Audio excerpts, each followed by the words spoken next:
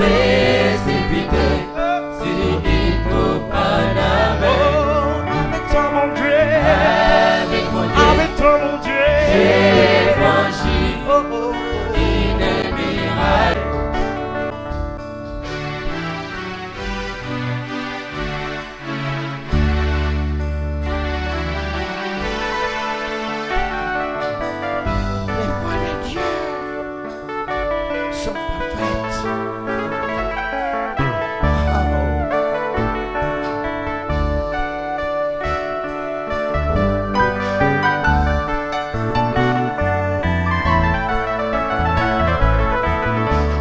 Les voies de Dieu sont parfaites. La parole de l'Éternel est éprouvée. Les voies de Dieu sont parfaites.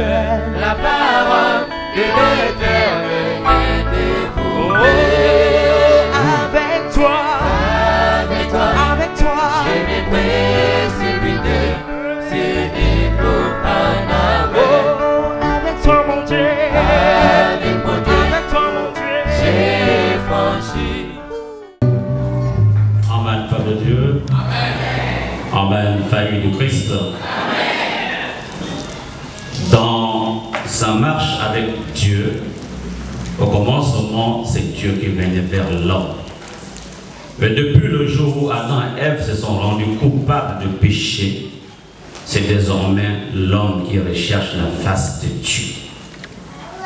Et c'est sans doute pour cette raison que nous sommes là ce matin, dans la maison du Père, pour nous laver de notre sueur acquise durant la semaine, parce que notre volonté a certainement pris le dessus sur celle de Dieu. Or, ce Dieu qui est aimant souhaite que sa volonté prime au milieu de nous et à l'intérieur de nous. C'est pourquoi il nous recommande toujours l'examen de conscience, la réconciliation, le pardon qui est une puissance qui libère. Nous savons donc que nous avons été coupables d'un mal, d'une faute vis-à-vis de l'autre ou vis-à-vis de nous-mêmes. C'est pourquoi notre Dieu souhaite nous accorder un temps de réconciliation. Si davantage les personnes avec lesquelles nous sommes en litige ne sont pas là, eh bien, disposons le cœur une fois à la maison, allons vers ces dernières. Si elles n'acceptent pas, tournons-nous vers Dieu et Dieu se chargera de toucher leur cœur. Et donc, un temps de réconciliation est accordé aux uns et aux autres. Amen. Amen. Écoutez bien. Ézéchiel chapitre 47, versets 8 à 9. Lisons la parole de Dieu au nom puissant de notre Seigneur Jésus-Christ de Nazareth. Et il me dit, cette eau coulera vers le district oriental, descendra dans la plaine et entrera dans la mer. Lorsqu'elle se sera jetée dans la mer, les eaux de la mer deviendront saines. Tout être vivant qui se meut vivra partout où le torrent coulera. Et il y aura une grande quantité de poissons, car là où cette eau arrivera, les eaux deviendront saines et tout vivra partout où parviendra le torrent. Amen, Père de Dieu. Nous reprenons. Ézéchiel chapitre 47, versets 8 à 9. Lisons la parole de Dieu au nom puissant de notre Seigneur Jésus-Christ de Nazareth. Amen. Et il me dit, cette eau coulera vers le district oriental, descendra dans la plaine et entrera dans la mer.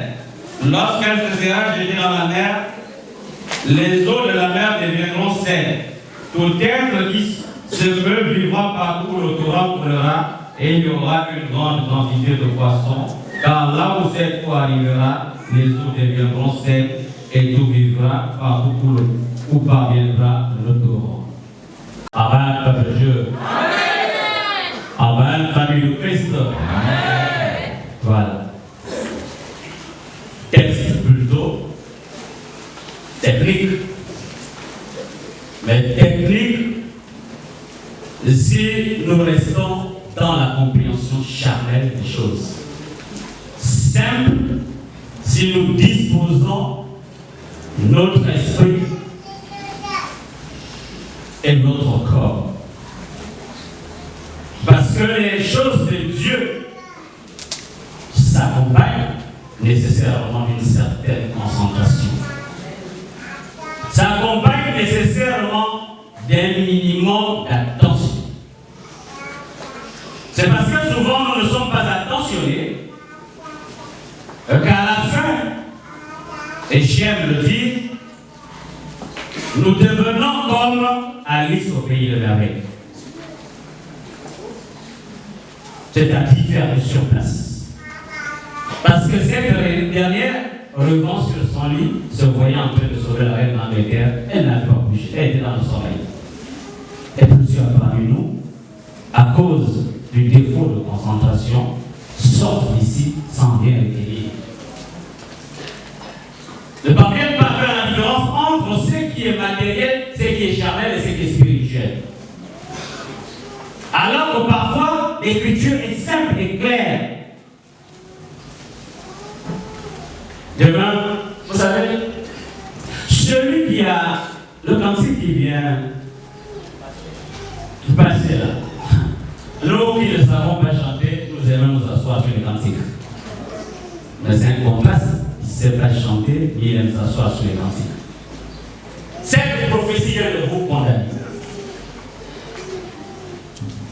Ce cantique vient de condamner plusieurs parmi nous.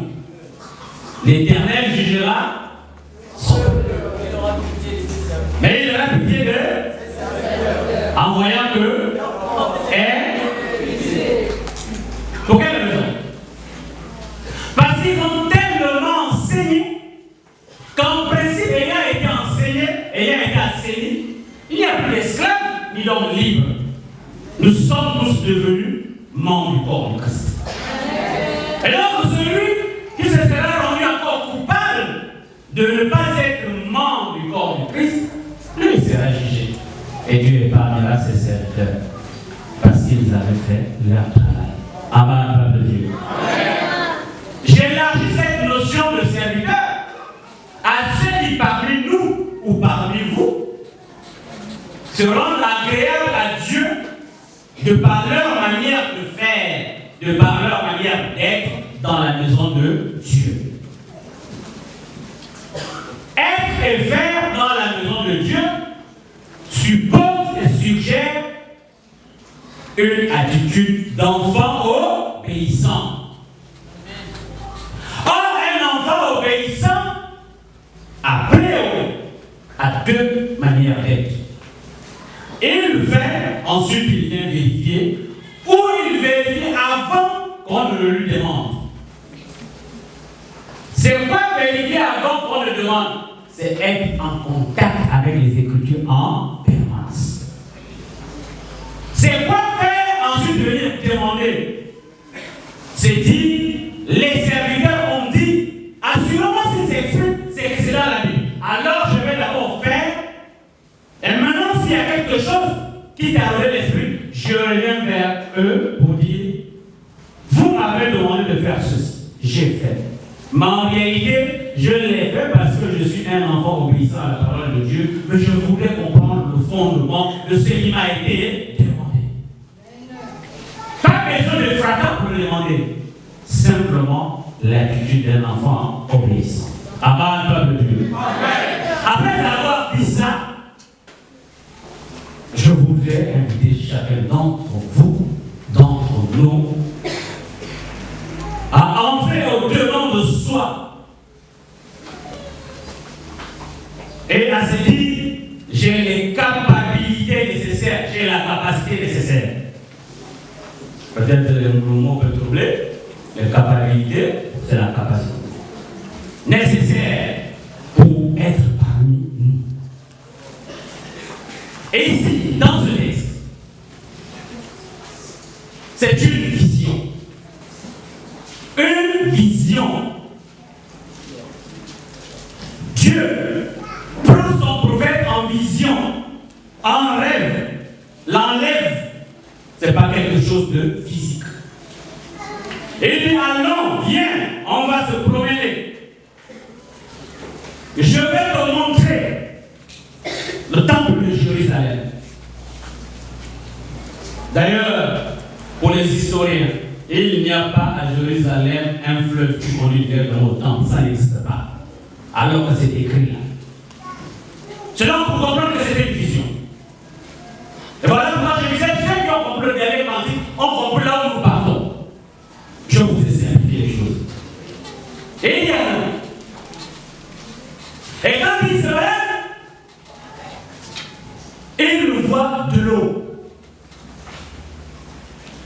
De l'eau sortir du temple. Voilà le temple. Et de l'eau sortir là où les serviteurs sont. Mais on va être simple. Si l'eau qui sort ici, c'est quelle eau? Et il a vu l'eau sortir du. Et cette eau a fini par se diviser en deux. Il y a une qui donnait la vie. Les arbres poussaient. Les poissons étaient, comme disent les enfants, en poutolou dans l'eau. Tous les êtres vivants qui étaient là, même nous, les hommes, avaient de la vie. Parce que cette eau lavait l'intérieur d'eux, les assainissait. Mais il y avait également une autre eau qui allait dans la mer morte. Et cette eau était salée. Alors, le premier enseignement que nous pouvons tirer de ce passage est simple. C'est que le cheminement avec Dieu nécessite que nous ayons les yeux ouverts. Mais quel Dieu? Seulement, ceux qui portent les verres là, parfois même avec les verres, on a du mal à lire. Comme moi là, parfois, je suis nouveau avec ça, qu'est-ce que vous voulez? Comprenez, c'est pas facile de porter les verres. Les écritures, c'est pas comme ça. Et vous cherchez. Mais comme il y a les yeux intérieurs, Dieu vous donne la capacité de connaître la prophétie du livre et vous lisez. Amen, peuple de Dieu. Est-ce que dit comme ça, nous comprenons vers où nous allons? Mais cette eau qui était salée, le texte dit, au lieu qu'elle soit là pour entraîner la mort, l'eau saine qui sortait du trône va aller assainir cette eau aussi. C'est mal de vous et les enseignements que vous avez reçus là-bas. Ces enseignements salés. Alors que vous étiez presque morts, la parole de Dieu, le sel, va enlever, va désinstaller la coutume, la tradition et les mauvaises pratiques qui étaient en vous. Amen, peuple de Dieu. Voici ce que dit le texte. En quelques mots. Entrons maintenant dans les explications. Mais pour comprendre les explications, pour comprendre qu'il ne s'agit pas d'un temple physique, puisque nous étions là au temps de la déportation à Babylone, ce temple physique n'existait plus comme tel. Josué a eu cette même révélation de Dieu. Nous sommes là, si nous nous amusons dans Josué 3, 6, quelque chose comme ça. Là où il vit de l'eau descendre, former un tas. Et cette eau n'était pas loin de la ville d'Adam. C'est Dieu, Josué a vécu avec Adam.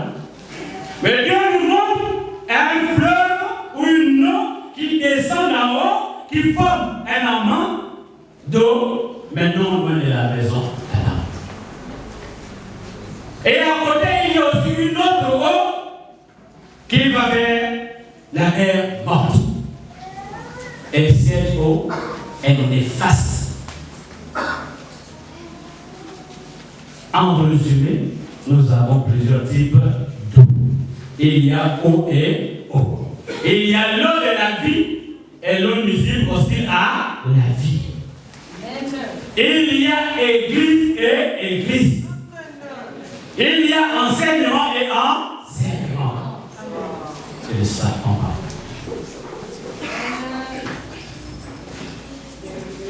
Revenons maintenant. Il dit, lorsque cet homme, puisqu'il parle de l'homme, c'est l'Éternel.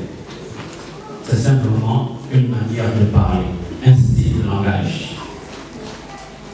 Là maintenant, l'homme arrivera premièrement où? Au cheville. Le monte au cheville, le monte au genou, le monte au rein. Ensuite, l'eau a dépassé, il n'arrive pas à traverser, il fallait nager. 3 choses. Cheville, genou, rein, nager. Mais avant d'expliquer ces 4 choses-là, Jésus-Christ, s'inspirant de ce passage-là, prêchait déjà ça de manière individuelle. À la veille de la Pâque, ou pendant la Pâque, et il s'est mis sur la cour, il a crié. Il dit, je suis l'eau de la vie, moi. Celui qui consomme cette eau aura la vie et des fleuves d'eau couleront en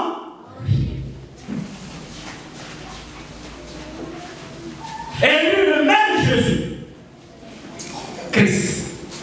Parce que pour certains, parfois on ne veut pas Christ, ça pose problème. Mais c'est Jésus-Christ. Le même Christ s'est présenté comme étant l'eau de la vie face à la femme samaritaine. Le même Christ, vous lirez nombre 20, s'est présenté comme de l'eau. Donc l'eau ici, c'est la parole de Dieu. Ce n'est pas l'eau que vous allez aller prendre à la mer pour boire. Comme quand on va au baptême. Après on vous voit avec le bidon pour aller puiser de l'eau. Ça n'a pas d'effet. Vous venez de vous faire baptiser par des saintes mains, avec des saints cantiques, et vous allez encore dans la mer morte. Vous allez prendre de l'eau salée.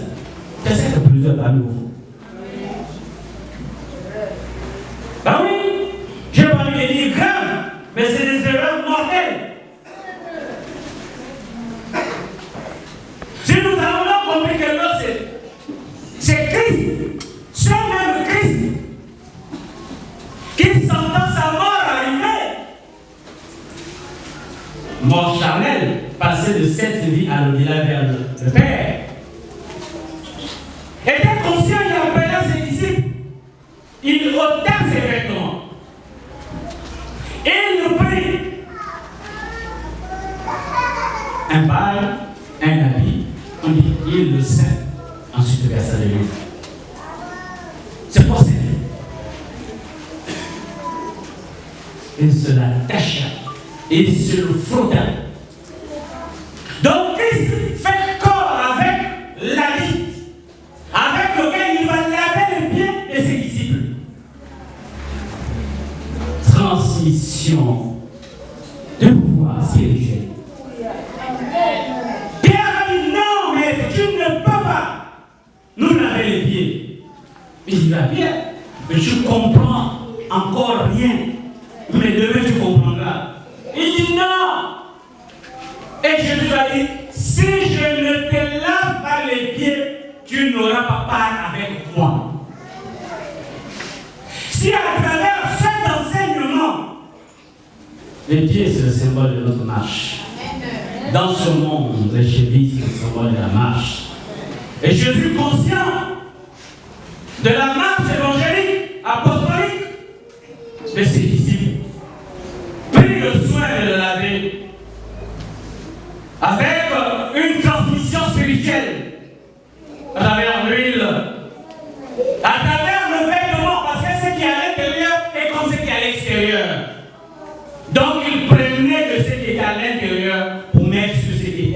l'extérieur. Comme cette femme qui avait la perte de sang. En touchant seulement le bord de son vêtement, celle qui était à l'intérieur guérit la femme. C'est l'image de vous qui avez le véhicule. Lorsque vous prenez une batterie chargée, vous chargez l'autre batterie déchargée sans que la batterie pleine ne se décharge. Cette force était partie de Christ pour guérir cette femme sans que Christ ne perde quoi que ce soit. Mais c'est cette même parole de Dieu. Parce que la vision d'Ézéchiel, c'était la vision du culte à venir.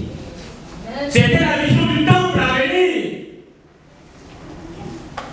Cette parole qui devait arriver. Cette église qui devait arriver. Vous venez penser nos blessures. Vous venez essuyer nos larmes. Nous avons trop parlé. Nous avons trop pleuré. Nous avons trop chanté. Mais chanté quoi? Des cantiques d'hymnes. C'est vrai que le pauvre oiseau, même quand il parle, on le traite de sorcier alors qu'il arrive. Pauvre hibou, parfois, il est tellement laid que quand il parle, on lui voit ses sorciers.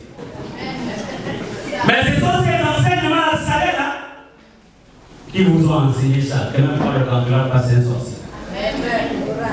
Manque d'assurance. Et Dieu nous demande d'avoir de l'assurance à travers les chevilles qui sont lavées. Et il y a de l'assurance à travers vos chevilles, vos pieds qui sont lavés par la parole de Dieu. Vous irez lire les armes spirituelles d'Éphésiens. Au lieu de penser que nous luttons contre le sang et la chair, luttons contre les esprits. Ayez donc un revêtement spirituel. L'eau était montée au niveau des genoux.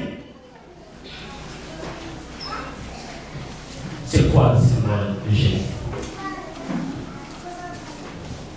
Là encore, parce que nous n'avons pas assez de temps, je vous invite à aller dans Hébreux 12 à 14. Paul nous invite à sortir des discours ennuyeux, à se saisir de l'enseignement de Dieu pour affermir nos genoux, de sorte que nous puissions marcher dans la droiture éternelle de la vérité. Et il nous dit, recherche cette paix avec tous, sans laquelle personne ne verra le Seigneur. Or, les genoux, c'est la présence parce que, vous savez, de la même image, de la même façon que nous portons les habits, la parole de Dieu, nous devons la porter ici. Nous devons la porter ici. Elle doit nous habiller partie par partie. Cette eau arriva au règne. Mais en réalité, il n'y a pas une partie plus intime dans l'homme que le règne. Le règne, c'est le symbole de ce qui est à l'intérieur.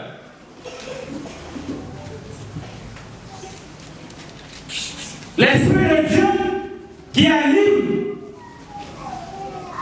l'Église, qui anime ses prophètes en chaque temps.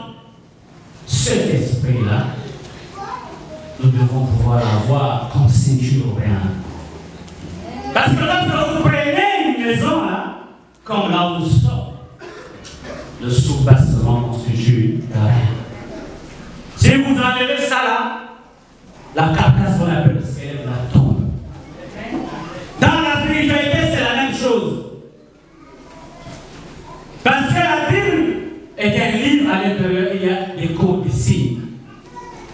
Il faut qu'on vous les explique. Il faut qu'on vous les explique.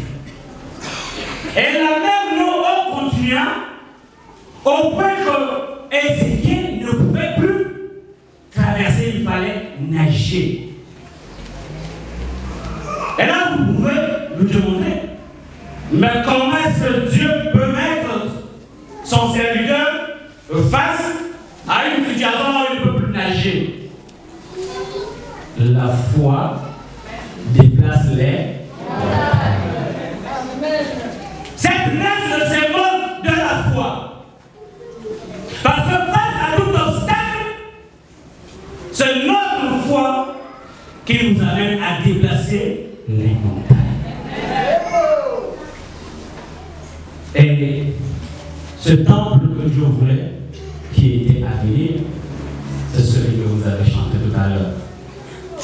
Et il me montra un fleuve d'eau de la vie, limpide comme du cristal, qui sortait du trône de Dieu et de Dieu. Amen, peuple de Dieu. Parce que la nouvelle Jérusalem ne pouvait pas sortir ailleurs. L'image que Dieu montrait à Ézéchiel là, c'était l'image de ce qui était en haut et qui devait descendre. C'est cela. Parce qu'en descendant, elle devient un enseignement, et cet enseignement s'appelle le tabernacle de Dieu. Et c'est ce tabernacle qui vient nous enseigner en disant: ne vous fatiguez pas, la vache chez nous sera un pâturage. Parce qu'on dit pas tout le Torah ira, tous les êtres vivants auront la vie. Or là, nous avons une catégorie d'êtres vivants qui n'ont pas la vie parce que la mère morte nous avait enseigné. Et ce Torah qui est saint est venu nous enseigner pour dire: sortez de là. Vous avez suffisamment fait de carnage. C'était des embouteillages hier ou avant-hier là. On ne pouvait pas circuler. Parce que les gars étaient en plein carnage. Même les enfants essaient d'attirer le mouton, les chiens, pour les amener au carnage. La mer morte. Les enseignements salés. Et c'est ce enseignement sucré qui vous dit que l'arbre est au milieu de la vie. Et il y a la mer morte d'un côté et le torrent saint de l'autre côté. Cet arbre de la vie qui, dans l'Éden là-bas, représentait Christ, aujourd'hui représente toujours Christ à travers le consolateur. Vous dites: bon comme mauvais, la vache est douce. Je suis venu tous vous enseigner. Pour que ceux qui ont compris aident les autres qui n'ont pas compris à en sortir. Mais pour que vous puissiez sortir, il faut avoir une attitude de reconnaissance vis-à-vis de Dieu. Déjà, rien que les témoignages vous esquivez. Déjà, rien que le fait de ne pas témoigner ce que Dieu fait dans notre vie, c'est ne pas être reconnaissant. C'est être un enfant rebelle. Le fait de se plaindre en permanence, vous savez, Dieu, marcher avec Dieu, c'est ouvrir les yeux spirituels pour se dire: ce qui m'est demandé a un impact nécessairement positif demain. La pénibilité avec laquelle nous construisons les maisons d'habitation, une fois la maison terminée, l'immensité de la joie de notre expression après, pour montrer à tout venant: voici ma belle maison, on oublie la souffrance. Aucune construction, quelle qu'elle soit, humaine ou spirituelle, n'est précédée d'un repos de bébé. Aucune. Si nous prenons le fils de la construction divine, l'enfantement, du début, vous voyez, à la joie au début, mais à partir de 4, 5 semaines, 6 semaines, c'est même trop. On vomit, nausée, Ça commence la souffrance. Mais le jour que cet enfant est sorti, c'est la joie. Vous vous lamentez parce que vous ne connaissez pas ce qui vous attend demain. Je vais terminer en vous racontant une histoire, celle d'une jeune dame, plus vilaine que moi. C'est-à-dire, vous prenez mal les deux, là vous dites pas d'ici pour la journée. Elle avait un mari et un sourire aussi charmeur que lui. Amen, peuple de Dieu. Vous pensez que je peux me crucifier jusqu'à la fin. Vous êtes injuste. Donc je peux me descendre comme ça, je peux poser le féliciter. Donc elle est un bon mari, mais elle est vilaine de chez vilaine. Elle a les deux physiques. Elle va à l'hôpital parce que l'enfant est malade. Là-bas, le médecin dit au monsieur et à la dame, madame, allez appeler votre patronne, la mère de l'enfant. Ah oui, ça s'est passé là, ici, là. Allez appeler votre patronne, la mère de... La dame regarde le médecin. Mais c'est moi la mère. Le médecin dit, mais c'est le jour est là. Comment vous comprenez ça? Comment vous comprenez ça? Mais l'enfant, le bel enfant, c'est la parole de Dieu. Qui est comme la mère? Mais ce sont ceux qui refusent d'écouter la parole de Dieu. L'Éternel jugera. À la fin, il va épargner ses serviteurs. La leader restera avec qui? Ceux qui voulaient les enseignements. Amen. Amen, peuple de Dieu. Amen. Ceux qui voulaient l'enquête triomphale. Il y a une différence entre je n'ai pas encore, je vais chercher, et le mauvais cœur. Amen. Peuple de Dieu, Amen. Appuyons dans les Écritures les propos du prédicateur dans 2 livres. Le premier, c'est dans Josué, chapitre 3, 16e verset. Josué, chapitre 3, 16e verset. Lisons les Saintes Écritures au nom du Seigneur Jésus-Christ de Nazareth. Les eaux qui descendent d'en haut s'arrêtèrent et s'élevèrent en un monceau à une très grande distance près de la ville d'Adam qui est à côté de Tchartan, et celles qui descendaient vers la mer de la plaine, la mer salée, firent complètement coupées. Le peuple passa vis-à-vis de Jéricho. Relisons Josué chapitre 3, 16e verset. Les eaux qui descendent d'en haut s'arrêtèrent et s'élevèrent en un monceau à une très grande distance près de la ville d'Adam qui est à côté de Tchartan, et celles qui descendaient vers la mer de la plaine, la mer salée, firent complètement coupées. Le peuple passa vis-à-vis de Jéricho. La seconde référence, Apocalypse chapitre 22, premier au 2e verset. Apocalypse chapitre 22, du premier au 2e verset. Et il me montra un fleuve d'eau de la vie, limpide comme du cristal, qui sortait du trône de Dieu et de l'agneau.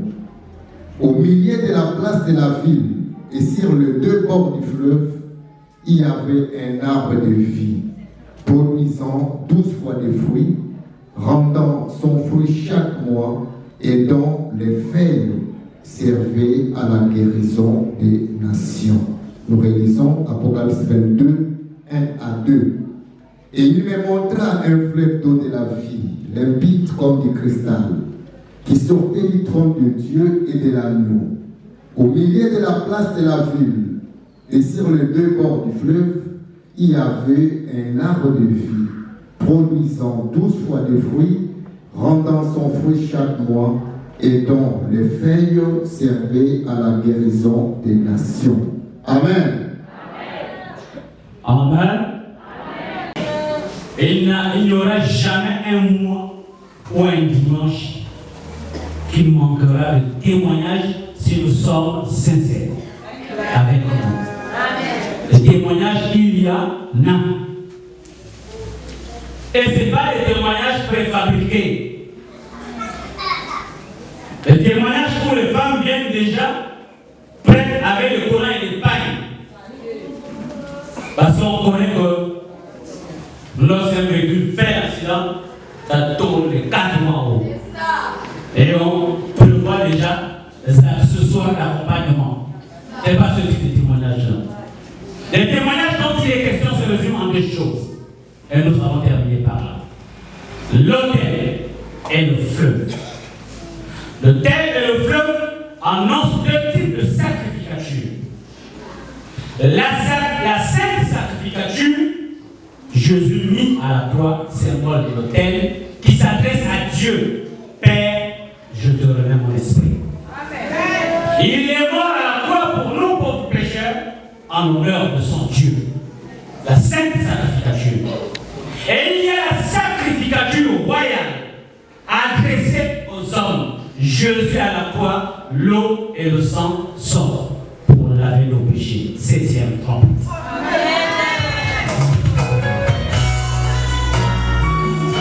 La 7e trompette.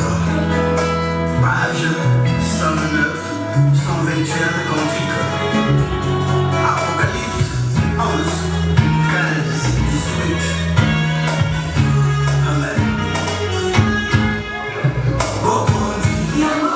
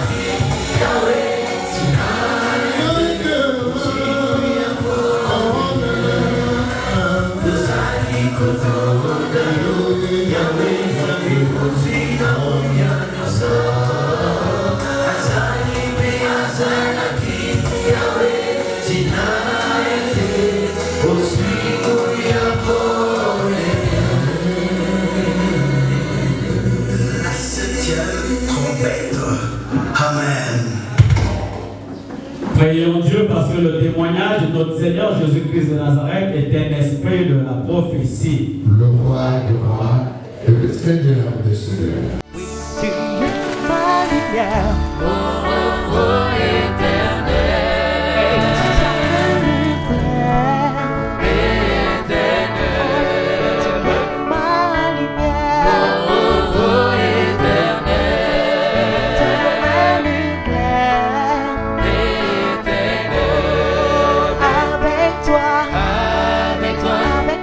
Je n'ai